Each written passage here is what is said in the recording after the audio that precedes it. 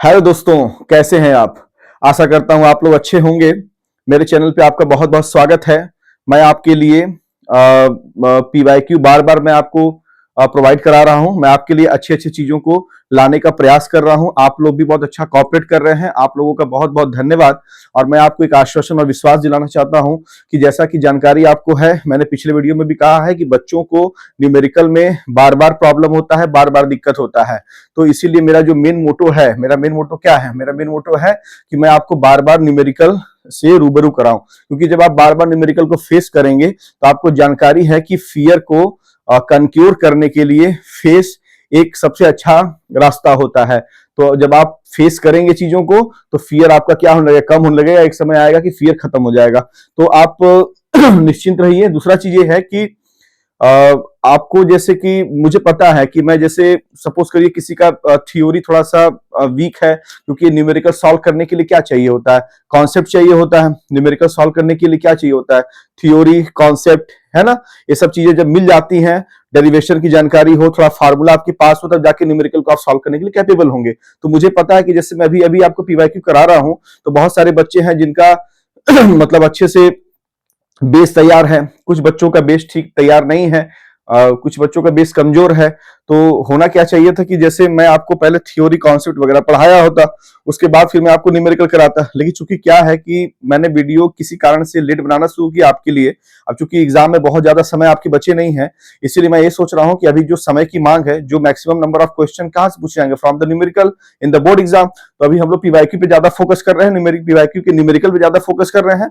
और मैंने आपको क्या बोलते हैं, अपने बोर्ड स्ट्रेटेजी में कुछ मेन टॉपिक मैंने आपको बताए हुए हैं कि जिसको पढ़ने से आप साल भर के मेहनत का आप क्या मतलब, जैसे साल भर आपने मेहनत किया, तो अगर आप उसका एक बेस्ट आउटपुट चाहते हैं, बेस्ट प्रतिफल चाहते हैं, तो जो मैंने स्ट्रेटेजी आपको बोर्ड स्ट्रेटेजी में बताया हुआ है, आप उसको फॉलो करें। उसके बाद मैं आपको पीवाईक्यू जो न्यूमेरिकल्स करा रहा हूं, आप उसको देखें, खुद अपने से प्रैक्टिस करें। आप देखेंगे कि आपको आउटपुट बहुत ही अच्छा मिलेगा। ठीक है, ऐसा आप विश्वास कर सकते हैं। और आप एक बार विश्वास करिए, करने के बाद आप जो मैं आपसे कह रहा हूं उसको आप मानिए। मानने के बाद आप एग्जाम दे करके आइए, उसके बाद आप कमेंट में खुद कहेंगे कि हाँ सर आपने क्या कहा था। ठीक है।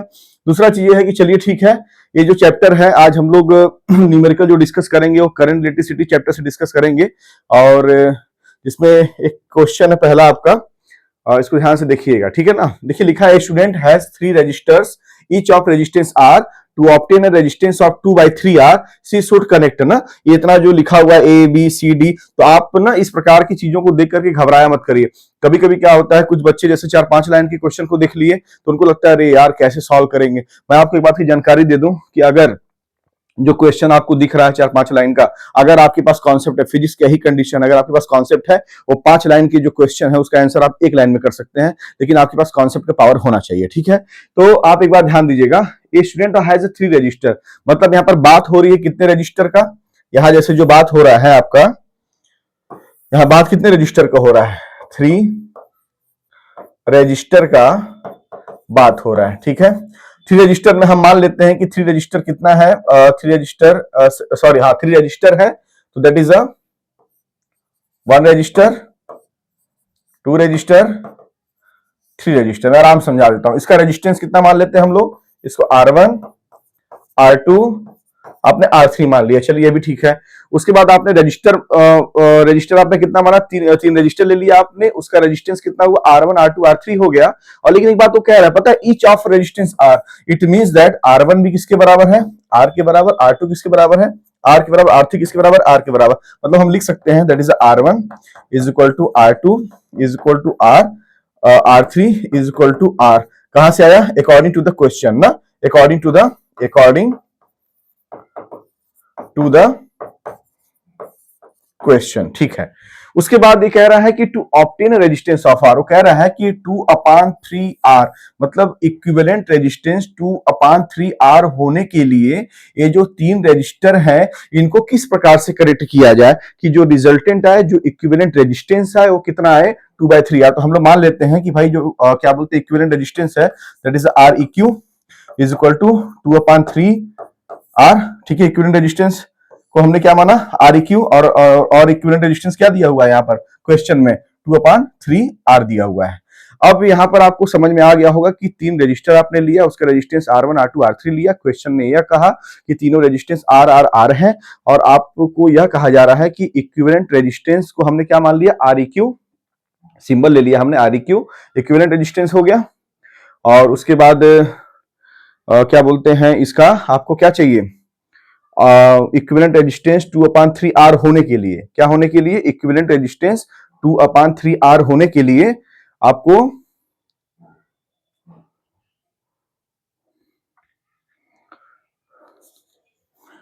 ठीक है, थ्री रजिस्टर आपने ले लिया, R1 R2 R3 और अकॉर्डिंग टू द क्वेश्चन सबकी वैल्यू कितनी है, R R R। उसके बाद क्या है, इक्विवेलेंट रेजिस्टेंस क्या कह रहा है कि 2/3R होना चाहिए। उसके लिए वह क्वेश्चन कर रहा है कि R1 R2 और R3, ठीक है, इसको किस कॉम्बिनेशन में हम लोग जोड़ें कि हमको इक्विवेलेंट रेजिस्टेंस 2/3R आए, ठीक है ना। तो यहां पर देखिएगा क्या होगा कि इसको हम सॉल्व कैसे करेंगे, इसको सॉल्व कैसे करेंगे। एक बात बताइए, अगर मैं इनको और इनको, मतलब एक R और एक R को अगर मैं सीरीज में ले लूं तो कितना मुझे मिल जाएगा। तो जो आपको पता है जब सीरीज में ले लेंगे इसका जो इक्विवेलेंट आएगा, इसे इक्विवेलेंट मान लेते हैं हम लोग, R R ए मान लेते हैं, ठीक है। दो रजिस्टर का सीरीज कॉम्बिनेशन हो रहा है, सपोज करिए इसका इक्विवेलेंट कितना हो जाएगा, R plus R, that is 2 हो गया। अब ये जो 2R आया हमारा, इसको हम लोग क्या करते हैं, एक R जो और बचा हुआ है उसके साथ अगर पैरेलल कॉम्बिनेशन में कर दें तो पैरेलल कॉम्बिनेशन में मान लेते हैं कि क्या हो जाएगा, पहले कॉम्बिनेशन का जो इक्विवेलेंट आया वो कितना मान लेते हैं, RB मान लेते हैं। कितना हो जाएगा, 1/RB is equal to 1/2R और प्लस 1/R। इसको जब सॉल्व करेंगे तो कितना आएगा, 2R और R कैल्सियम लीजिए, 2R ऊपर कितना आ जाएगा, ऊपर आ जाएगा 1 और ऊपर फिर कितना आ जाएगा, 2 आ जाएगा। तो 2 और 1 कितना हो जाएगा, 3/2R हो जाएगा। एक किसके बराबर है, तो 1/RB, ठीक है। और 1/RB इसको कितना आ गया, 3/2R हो गया।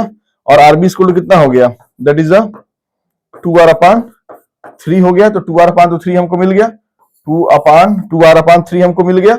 लेकिन हाँ RB क्या है, that is the equivalent, R equivalent. तो यहां पर हमको क्या मिल गया, यहां पर हमको मिल गया that is R equivalent is equal to 2/3R ना। ये जो RB RA ले रहे हैं उसके लिए आप कंफ्यूज मत होइएगा।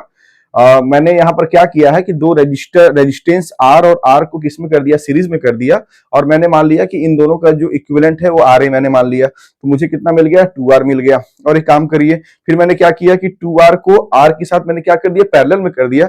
उसके इक्विवेलेंट को मैंने क्या मान लिया, RB मान लिया। हालांकि आप यहाँ पर जरूरी नहीं है कि आप RB मानिए, आप डायरेक्ट यहाँ पर REQ लिख सकते हैं, R इक्विवेलेंट यहाँ लिख लीजिए, यहाँ पर B को हटा करके डायरेक्ट इक्विवेलेंट लिख लीजिए, B को हटा करके डायरेक्ट इक्विवेलेंट लिख लीजिए, कोई दिक्कत नहीं है, ठीक है।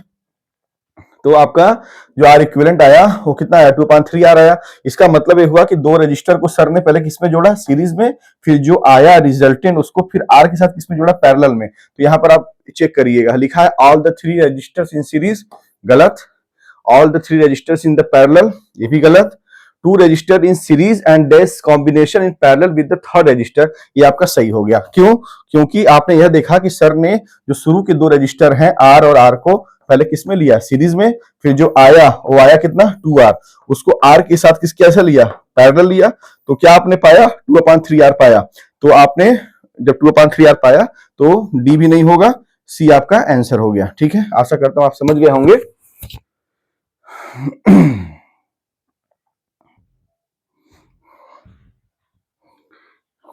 इसका आप स्क्रीनशॉट ले लीजिए।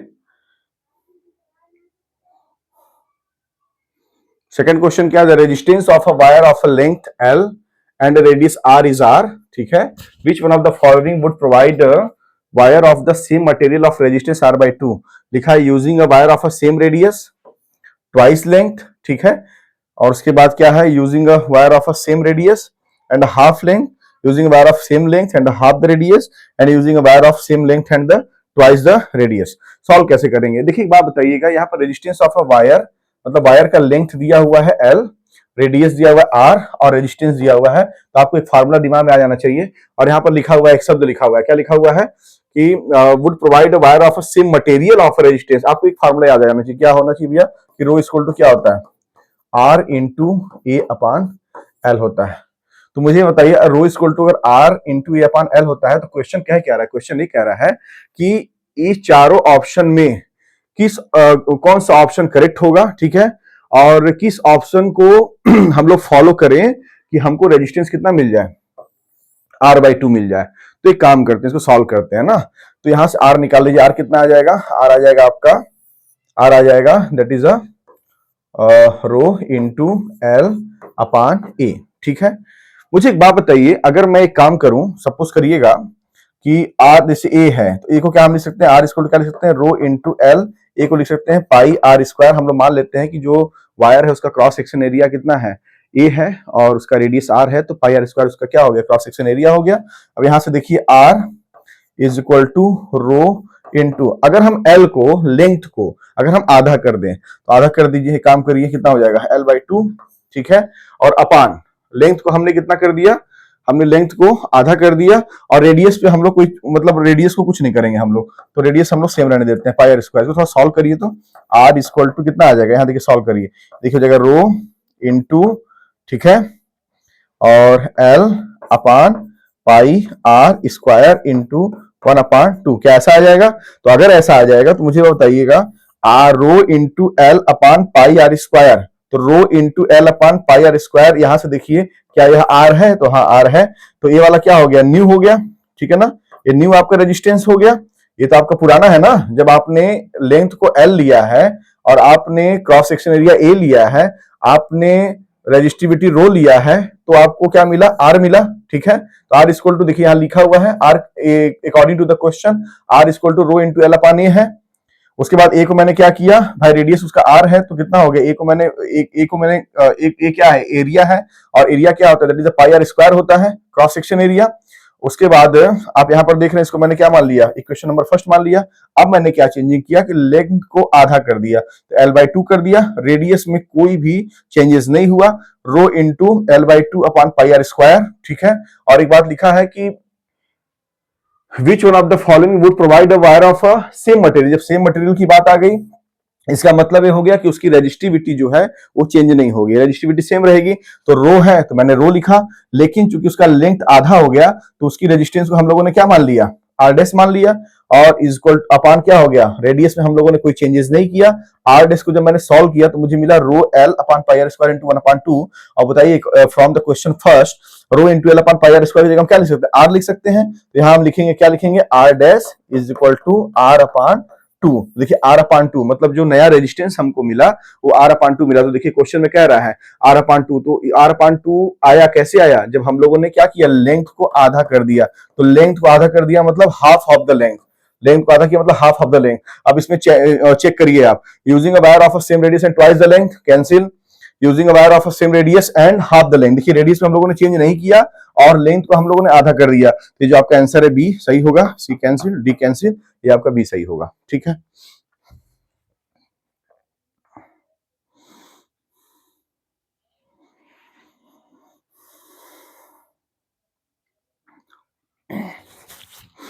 A question: if RS and RP are the equivalent resistance of n resistors, each of value are in series and parallel combination respectively, then the value of RS minus RP is। पहले समझते हैं कि ये RS है क्या। RS and RP are the equivalent resistor of n resistors, ठीक है ना। RS and RP are the equivalent resistors of n resistors, मतलब जो टोटल रेजिस्टर्स हैं, हम लिखेंगे कि जो टोटल रेजिस्टर्स हैं कितने हैं? n है। तो जो टोटल रेजिस्टर्स अगर n है तो जाहिर सी बात है कि हम मान लेते हैं कि उसका जो क्या बोलते हैं, जैसे टोटल रेजिस्टर्स n होने का मतलब क्या हुआ? एक रेजिस्टर, दो रेजिस्टर, तीन रेजिस्टर, कितने हैं? दैट इज n रेजिस्टर है। चलिए इनका रेजिस्टेंस मान लेते हैं, that is R1, R2, R3, कहां तक है? n तक है। ये भी ठीक है। मुझे बताइएगा यहाँ पर दो बातें हुई हैं। एक बात हुई है सीरीज के लिए, एक हुआ है पैरेलल के लिए। अगर सीरीज कॉम्बिनेशन है तो उसका इक्विवेलेंट कितना है? RS है। अगर पैरेलल कॉम्बिनेशन है तो उसका इक्विवेलेंट रेजिस्टेंस कितना है? दैट इज अगर सीरीज कॉम्बिनेशन है इक्विवेलेंट रेजिस्टेंस क्या है? RS। अगर पैरेलल कॉम्बिनेशन है तो इक्विवेलेंट रेजिस्टेंस कितना है? RP। अब यहाँ पर ध्यान देना है, हमारे पास जो रजिस्टर है वो n है, हमारे पास जो रेजिस्टेंसेज हैं वो कितने हैं रेजिस्टेंसेज हैं, एन रेजिस्टेंसेज हैं। अब यहाँ पर एक काम करते हैं, पहले हम लोग लिख लेते हैं थोड़ा सा कि सीरीज कॉम्बिनेशन, क्या लिख लेते हैं, सीरीज कॉम्बिनेशन, सीरीज कॉम्बिनेशन ना। तो पहले हम लोग सीरीज कॉम्बिनेशन कर लेते हैं। तो मुझे एक बात बताइएगा, जब सीरीज कॉम्बिनेशन आप करेंगे तो कैसे लिखेंगे इसको, ऐसे लिखेंगे ना कि R1 plus R2 plus R3 plus dot dot dot dot dot कहां तक है, n तक है। और इसकी एक क्या दिया हुआ है, RS दिया हुआ है, क्या दिया हुआ है, RS दिया हुआ है, क्योंकि रिस्पेक्टिवली लगा हुआ है ना, तो ये RS दिया हुआ है, ठीक है। अब मुझे एक बात बताइएगा, एक बात और कह रहा है, each of the value R, it means that R1 की वैल्यू भी R, R2 की वैल्यू भी R, R3 की वैल्यू भी R, plus dot dot dot कहां कहां तक, n तक। तो इक्वल टू कितना हो गया, RS हो गया। तो यहां से मुझे RS कितना मिल जाएगा, यहां से मुझे जो RS मिलेगा वो RS मिलेगा, मुझे कितना मिलेगा भैया, यहां से मुझे जो RS मिलेगा वो कितना मिलेगा, R R R 1R 2R 1R 1R 1R ना, कितना कितना मिल जाएगा हमको, दैट इज NR मिल जाएगा। कितना मिल जाएगा, ये हमको RS मिल गया, क्या मिल गया, RS। अब एक काम करिए थोड़ा सा ना, आप RP निकाल लीजिए। यहां से आप लोगों ने RS निकाल लिया, मतलब रेजिस्टेंसेस का सीरीज कॉम्बिनेशन किया आपने, इक्विवेलेंट रेजिस्टेंस आपने निकाल लिया, RS इक्वल टू NR। अब यहां से RP निकालिए, तो RP कितना हो जाएगा, that is 1 upon R1 plus 1 upon R2 plus 1 upon R3 plus dot dot dot dot n तक। तो इसको सॉल्व करिए, RP इक्वल टू कितना हो जाएगा, 1 अपॉन R1 की वैल्यू कितनी है, R है, R2 की वैल्यू कितनी है, R है, R3 की वैल्यू कितनी है, R है, डॉट डॉट डॉट कहां तक है, n तक है। तो यहाँ से RP कितना मिल जाएगा, यहाँ से जो RP मिलेगा वो कितना मिल जाएगा, 1 upon R plus 1 upon R plus 1 upon R कितना आ जाएगा, n अपॉन R आ जाएगा। और सॉरी RP नहीं होगा, ये 1 अपॉन RP होगा ना, 1 अपॉन RP। तो यहाँ से जो 1 अपॉन RP मिलेगा वो हमको मिला n अपॉन R, और यहाँ से RP जब निकालेंगे तो RP आ जाएगा R अपॉन n आ जाएगा। अब हमें निकालना क्या है, RS माइनस RP निकालना है। तो हम लिखेंगे देयरफॉर, इसलिए देयरफॉर RS माइनस RP। तो RS की वैल्यू रखिए कहां से, यहां से, RS इक्वल टू NR। तो RS इक्वल टू हम लोगों ने रख दिया NR माइनस RP की वैल्यू कितनी है, R बाई N, आपने रख दिया R बाई N। इसको सॉल्व करिए, अपॉन 1, और N और 1 कैल्सियम लेंगे, कितना आएगा, N आएगा, 1 N ऊपर करेंगे N into N square R और माइनस ये कितना आ जाएगा, R आ जाएगा। ये किसकी वैल्यू आ गई, that is RS minus RP की वैल्यू आ गई। इसको सॉल्व करिए, तो जब यहाँ पर जब आप इसको सॉल्व कर लेंगे, यहाँ से देखिएगा, तो यहाँ से हम यहाँ पर लिख रहे हैं, ठीक है। तो यहाँ से कितना मिल जाएगा हमको, RS minus RP is equal to मिला हमको, दैट इज देखिए R इसमें कॉमन ले लीजिए, तो हमको कितना मिल जाएगा, N स्क्वायर माइनस 1 R और अपान नीचे N। ये आपका क्या हो जाएगा, आंसर हो जाएगा final.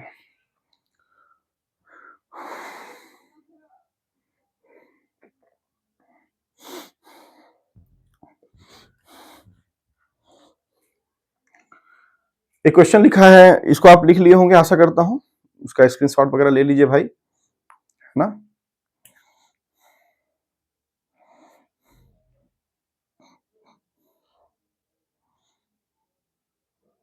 The current density due to drift of electrons in a conductor is given by, मुझे बात बताइएगा, करंट डेंसिटी की बात कर दिया, मतलब J की बात कर दिया, ड्रिफ्ट ऑफ इलेक्ट्रॉन्स, ठीक है, in a conductor is given by. मुझे एक बात बताइएगा कि आप लोगों ने ना जैसे एक चैप्टर पढ़ा भाई, पढ़ा है करंट इलेक्ट्रिसिटी, करंट इलेक्ट्रिसिटी में आप लोगों ने एक फार्मूला पढ़ा है कि आई इक्वल टू क्या पढ़ा है आप लोगों ने,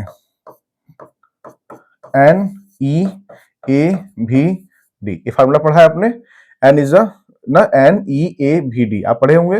वी डी क्या है आपका, ड्रिफ्ट वेलोसिटी है। यहाँ आपसे क्या पूछ रहा था, करंट डेंसिटी पूछ रहा है। तो करंट डेंसिटी तो जे इक्वल टू कितना होता है फार्मूला, दैट इज होता है आई अपॉन ए, आई की वैल्यू यहां से रख दीजिए तो कितना हो जाएगा, एन ई ए भी डी अपॉन ए से क्या हो गया कैंसिल, तो हमको जो जे मिल गया वो कितना मिल गया, एन ई भी डी, ये आपका आंसर हो गया। आपके पास फार्मूला का पावर होना चाहिए, क्योंकि आप, मैं फिर से कह रहा हूं आपसे कि जैसे अभी जो समय चल रहा है, मैं आपको भाई जो पीवाईक्यू ही मैं करा पा रहा हूं आपको, ठीक है। मैं आपको बकायदा पूरा थ्योरी कॉन्सेप्ट, पूरा अच्छे से चीजों को मैं थ्योरी वगैरह मैं आपको अच्छे से पूरा अभी तो पढ़ा नहीं पा रहा हूं। क्यों, क्योंकि अभी समय की कुछ ऐसी गंभीरता है, और इस समय आपके लिए न्यूमेरिकल पीवाईक्यू ही बेस्ट है, ठीक है। अभी हम लोग ज्यादा उस पर क्या बोलते हैं, हम लोग समय भी नहीं दे पा रहे हैं किसी कारण से, उसके लिए हम क्षमा चाहते हैं।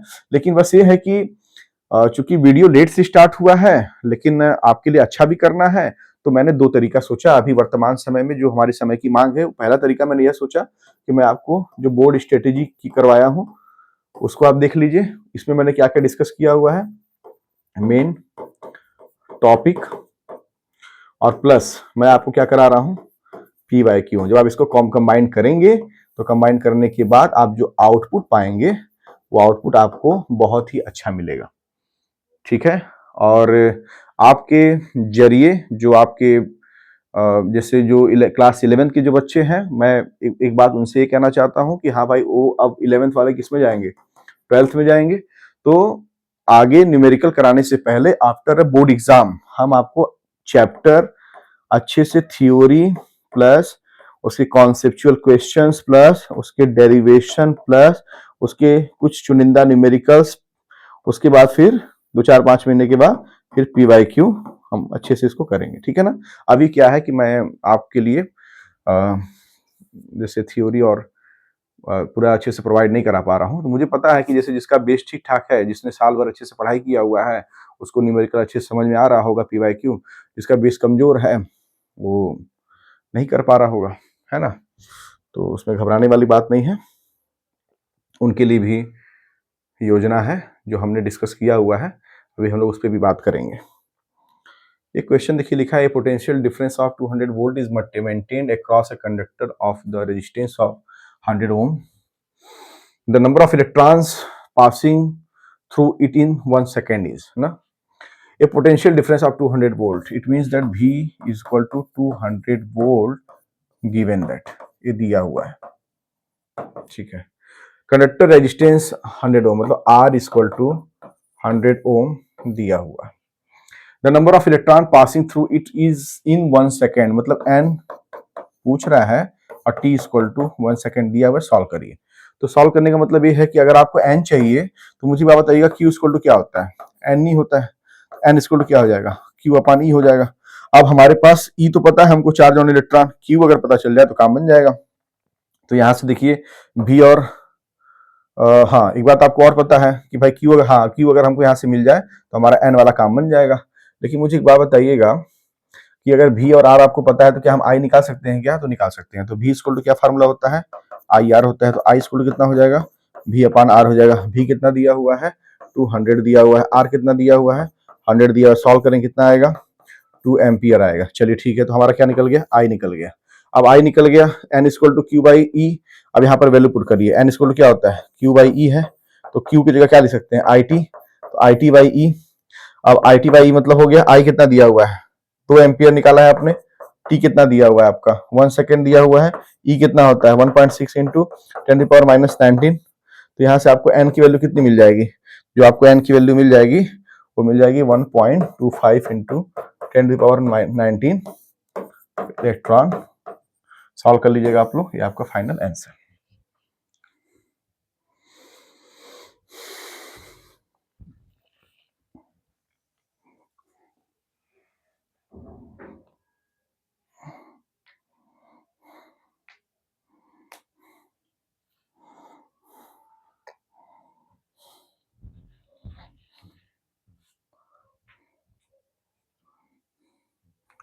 अगर आज जो मैंने क्वेश्चन डिस्कस किया आपको अगर वो अच्छा लगा है, आपको मेरे पढ़ाने का तरीका अगर आपको अच्छा लग रहा है, अगर आप मुझसे जुड़ना चाहते हैं, अगर आप चाहते हैं कि मैं आपके लिए अच्छी से अच्छी चीज़ें प्रोवाइड करता रहूं, मैं आपको न्यूमेरिकल से जिसको लेकर के बच्चों के दिमाग में एक टेंशन, एक चिंता बना रहता है, उससे न्यूमेरिकल को मैं बार बार आपको फेस कराता रहूं, और उस फेस करने का सेंस ये है कि उस न्यूमेरिकल पे आप विजय प्राप्त करें। और उसके बाद अगर आप चाहते हैं कि मैं आपको उस न्यूमेरिकल को इस तरीके से समझाऊं कि उस न्यूमेरिकल को देख करके या उस न्यूमेरिकल के बारे में सोच करके आपको किसी प्रकार का कोई टेंशन ना हो, तो उसके लिए आप मेरे चैनल को सब्सक्राइब करिए, मुझसे जुड़िए, ठीक है। और उसके बाद फिर हम नेक्स्ट वीडियो में मिलते हैं, ठीक।